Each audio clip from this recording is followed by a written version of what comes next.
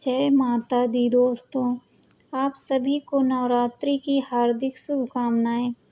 माता रानी आपके और आपके परिवार के ऊपर हमेशा अपना आशीर्वाद बनाए रखें। दोस्तों, आज नवरात्रि का चौथा दिन है और हम सुनेंगे माता कुष्मांडा की पावन कथा, जिनके मंद मुस्कान से हुआ ब्रह्मांड का जन्म।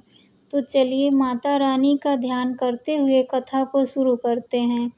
कल्पना कीजिए, वो समय जब न आकाश था, न धरती, न सूर्य, न चांद। चारों ओर केवल असीम अंधकार और मौन फैला हुआ था। सृष्टि का नाम तक नहीं था, जीवन का कोई चिन्ह तक नहीं। तभी उस अनंत शून्य को चीरती हुई प्रकट हुई आदि शक्ति, एक ऐसी दिव्य शक्ति जिसकी एक मंद मुस्कान ने बना दिया संपूर्ण ब्रह्मांड।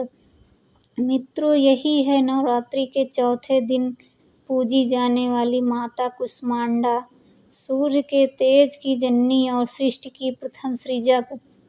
आइए सुनते हैं उनकी अद्भुत कथा, जो हमें बताती है कि मुस्कान में भी छुपी है अनंत सृजन शक्ति।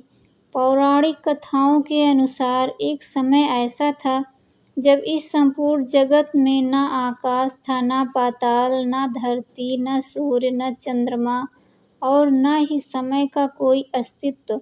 चारों ओर केवल गहन अंधकार और शून्य ही शेष था।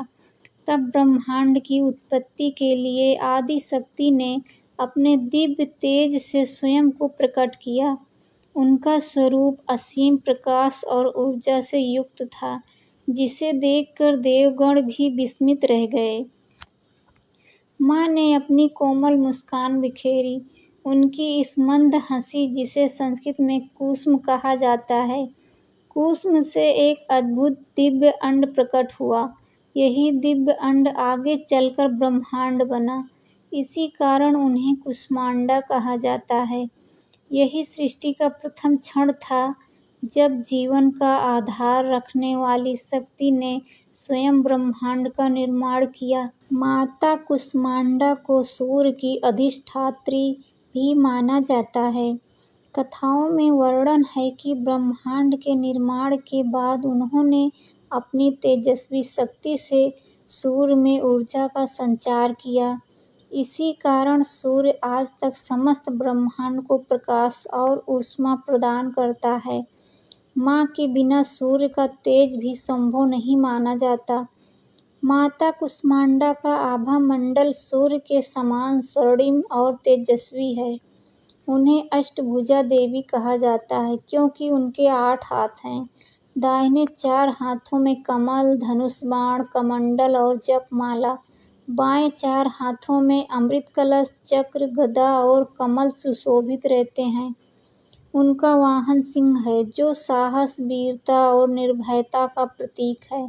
उनके मुखमंडल पर सदैव एक कोमल मुस्कान रहती है, जो सृजन और आनंद का संदेश देती है। नवरात्रि के चौथे दिन भक्त को हरे रंग के वस्त्र पहनकर माता की पूजा करनी चाहिए।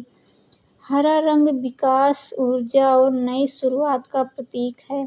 भोग में प्रायः मालपुआ, नारियल, गन्ने का रस, मीठे फल और पान अर्पित किए जाते हैं। इस दिन माता का ध्यान करने से घर में सकारात्मक ऊर्जा और स्वास्थ्य की वृद्धि होती है। माता कुष्मांडा की कथा केवल सृष्टि का वर्णन नहीं करती, बल्कि हमें जीवन का एक गहरा संदेश भी देती हैं। जैसे माता ने शून्य से ब्रह्मांड का निर्माण किया, वैसे ही सकारात्मक सोच और मुस्कान से हमें अपने जीवन में नई शुरुआत कर सकते हैं। कठिन परिस्थितियों में भी उत्साह, ऊर्जा और आनंद बनाए रखना ही सच्ची साधना है। जय माता दी। दोस्तों, अगर यह कथा आपको पसंद आई हो तो लाइक और शेयर ज़रूर करें और हमारे चैनल सोच की दुनिया को सब्सक्राइब करना ना भूलें। धन्यवाद।